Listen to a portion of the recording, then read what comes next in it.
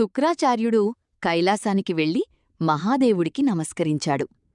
బృహస్పతి దగ్గర లేని దివ్యమంత్రాలు నాకు కావాలి. దేవతలను ఓడించాలి, రాక్షసులను గెలిపించాలి. అలాంటి మహత్తరమైన మంత్రాలను ఉపదేశించు అని అభ్యర్థించాడు. మహాదేవుడు సర్వజ్ఞుడు, శంకరుడు ఆలోచించాడు. దేవతలకు ద్రోహం తలపెట్టి ఈ శుక్రాచార్యుడు ఇలా వచ్చాడు.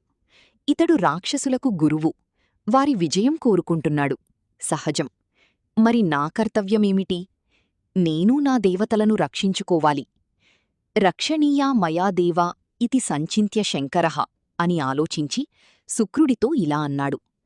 కావ్య అంటే శుక్రాచార్య, నీ కోరిక నెరవేరాలంటే ఒక దుష్కరమైన వ్రతముంది.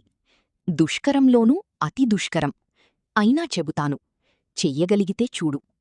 కిందనుంచి పొగపెట్టుకుని తలకిందులుగా వేలాడుతూ ఆ పొగని పీలుస్తూ పూర్తిగా 1000 ఏళ్లపాటు తపస్సు చెయ్యాలి. చేస్తే నువ్వు కోరుకున్న మంత్రాలన్నీ లభిస్తాయి. ప్రయత్నించు. నీకు శుభమగుగాక. శుక్రాచార్యుడు సరే అన్నాడు. మరోసారి నమస్కరించి సెలవు తీసుకున్నాడు. ఎక్కడో అడవిలో అనువైన చోటు చూసుకుని తపస్సు ప్రారంభించాడు. తల్లకిందుల తపస్సు, ధూమపాన తపస్సు.